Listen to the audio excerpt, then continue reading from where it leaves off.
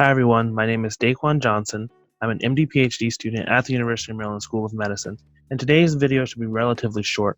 We'll be talking about 5 pros of having a gap year before your MD PhD program.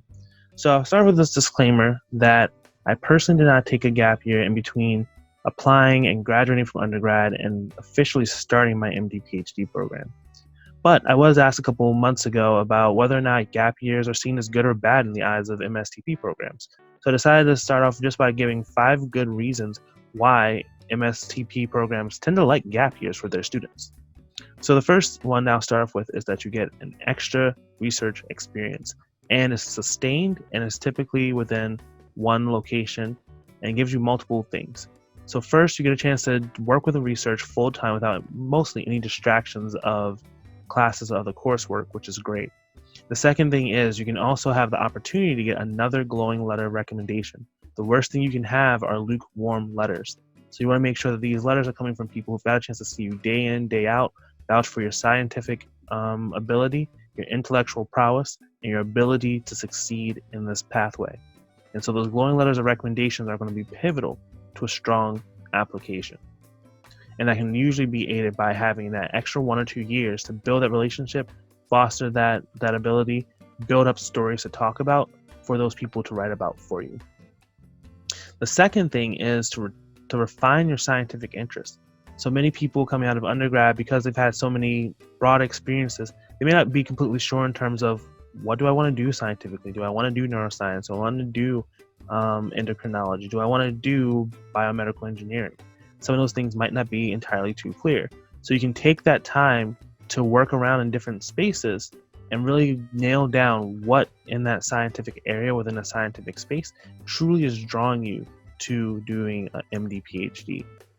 And so this right here will allow you to start really do some soul searching so that you can nail that down, articulate that very well, because at the end of the day, if you can't clearly articulate that to the application readers or the admissions committees, then you really don't have a shot. So you have to make sure that you know what is really pulling you in this direction, so you can make sure that comes across in your application and also in your interviews. The third pro of having a gap year, 1 or 2 years in between undergrad and applying and getting to an MD PhD program, is the simple fact that you're a little bit older, you're a little bit wiser, and you're a little bit more mature.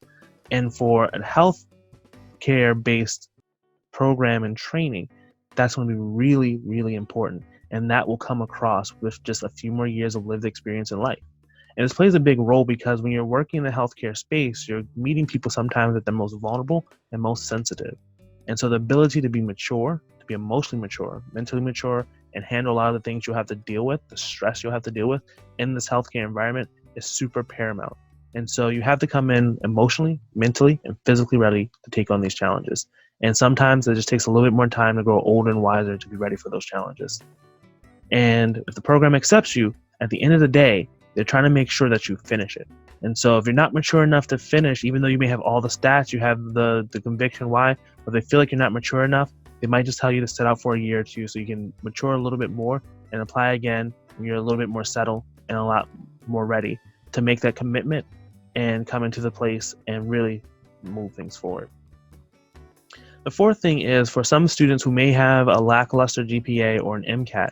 So sometimes it's better to hold off applying right after your undergraduate graduation and actually wait for you to repair some of those GPA problems or some of those MCAT scores instead of applying, getting rejected, and then trying to fix them and come back again. Because your decision to apply speaks to the admissions committees about your ability to make executive decisions and make good decisions. So if you're not self-aware about your performance and your standing as an applicant, that tends to look very poorly in the eyes of admissions committees. So instead of you are aware that your GPA may need a little bit of help, or you may need to retake the MCAT to have a more favorable score, then take that 1 or 2 years, get some research experience, get some more clinical shadowing, get some more healthcare volunteering hours, and work on boosting that GPA or that MCAT score with a post-bac or master's program. That'll be super key in showing that you are academically ready to take on the rigors of this program. It's not for the faint of heart. It's very difficult, and you have to come in with the right tool sets to tackle it. Fifth thing is, it's a great time to evaluate what you truly enjoy in life. That can come in terms of research full-time, because if you don't enjoy doing research full-time, you probably don't want to do a PhD. You're better off just doing the med school by itself, and then if you choose to have a little bit of clinical translational work, maybe get a master's along the way and get a master's in your residency. But a PhD may not be something you're looking into. So you want to make sure that you truly enjoy research. When there's nothing else to do, you really enjoy the process, asking the questions, being involved in the space. But not just for the academic parts, but also to other parts of your life as well. Making sure you're reintroducing your hobbies, making sure you find things that kind of keep you calm, cool, and collected, making sure you bring balance back to your life, because these will be important things you can pull from and knowledge you need to pull from when you're in the weeds, working through the difficulties of these programs and knowing, well, how do I stay balanced? How do I stay sane? How do I make sure that I come out of this completely intact?